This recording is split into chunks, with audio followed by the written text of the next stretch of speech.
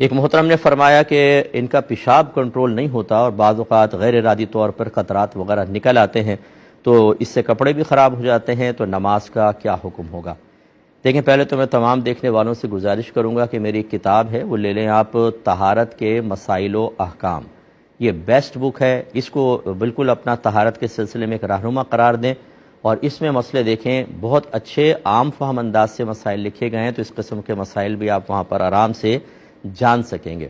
اور دوسری بات یہ ہے کہ اگر ایک ہوتا ہے کہ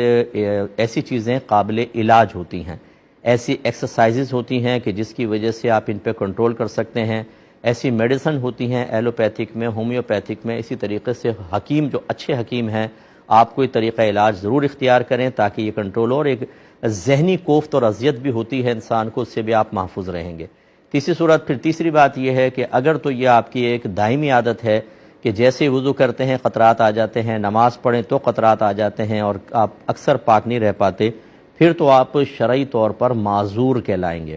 اس کے لیے حکم یہ ہوگا کہ آپ وضو کریں، اس دوران اگر یہ قطرات وغیرہ آتے رہیں یا وضو کے بعد نماز کے دوران بھی، تو یہ آپ کے اوپر، آپ کے لیے قابل گرفت نہیں ہوگا۔ بس اپنے کپڑوں کو ناپاکی سے یعنی مکمل بچانے کے لیے کوئی کپڑا وغیرہ اندر ایسا رکھ لیں کہ اگر قطرات نکلیں تو اس میں جذب ہو جائیں۔ پھر جب اگلی نماز کا وقت آئے تو آپ تازہ وضو کریں، وہ کپڑا نکال دیں، کوئی اور کپڑا رکھ لیں اور آپ نماز ادا کریں۔ اور اگر یہ مستقل بنیادوں پر دائمی طور پر ایسا نہیں ہوتا، کبھی ایسا ہو جاتا ہے، تو بس پھر یاد رکھیں، اگر آپ نے وضو کیا اور اس طرح ہو گیا تو وضو ٹوٹ جائے گا، کپڑے بھی آپ پاک کریں اور دوبارہ وضو کرنا ہوگا، اور یہ مشقت آپ کے لیے آخرت میں درجات کی بلندی کا سبب بنے گی، گناہوں کا کفارہ ہوگا، نیکیوں میں اضافہ ہوگا۔ لہذا کوفت کا شکار ہونا، اللہ تبارک و تعالی کی تقسیم پر معاذ اللہ کو اعتراض کرنا، یا دل میں اللہ تعالیٰ کے بارے میں کوئی شکوہ بیدار ہونا، یہ اپنی آخرت کی تباہی اور بربادی کا سامان ہے، ایسا ہرگز نہیں کرنا چاہیے۔ ہر ایک کو اللہ تعالیٰ کسی نہ کسی آزمائش میں مبتلا رکھتا ہے،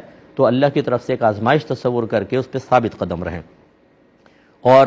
اسی طریقے سے اگر فرض کر لیجئے کہ آپ کو نماز کے دوران ایسا آ گیا تو نماز فاسد ہو جائے گی، کپڑے بھی پاک کریں، پھر دوبارہ وضو کریں اور نئے سرے سے آپ کو نماز پڑھنی ہوگی۔ تو اس لیے اپنے اچھی طرح آپ دیکھ لیں، یہ تمام جو میں نے آپ کو مشورے دیے اس پہ غور کریں، اور دیگر میں لوگوں سے گزارش کرتا ہوں کہ جو ابھی صحت مند ہیں، ابھی جیسے 40 سے ابب، 45 سے ابب ہو گئے ہیں، تو وہ ایسی ایکسرسائزز سٹارٹ کر لیں کہ جس کی وجہ سے جو پیشاب کے سلسلے میں متوقع آگے مسائل ہونے والے ہیں ان پر وہ پہلے ہی کنٹرول کر لیں۔ ہم لوگ جب تک ہمارے سر پر کوئی چیز نہیں پڑ جائے، میں آپ کی بات نہیں کر رہا ہوں، ناراض مت ہوئیے گا جو حضرت ہمیں سن رہے ہیں، میں ایک جنرل بات عرض کر رہا ہوں کہ جب تک ہمارے سر پہ تک کوئی مصیبت نہیں پہنچ جاتی، ہم ہوش میں آنے کے لیے تیار نہیں ہوتے۔ جیسے میں بارہا عرض کرتا ہوں کہ ہم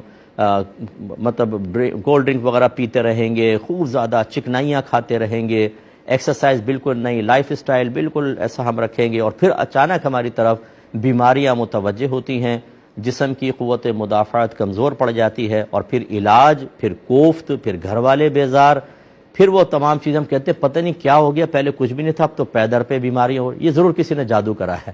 وہ جادو کوئی نہیں کرایا ہوتا، ہماری اپنی کوتاہیاں ہوتی ہیں۔ اور باڈی ٹیسٹ کروانا تو ہم نے کبھی سیکھا ہی نہیں ہے، بعض تو کہتے ہیں کہ بالکل نہ ٹیسٹ کرواؤ کیونکہ اس سے وسوسے پیدا ہو جائیں گے، حالانکہ غلط ہوتا ہے۔ کبھی سال میں ایک بار،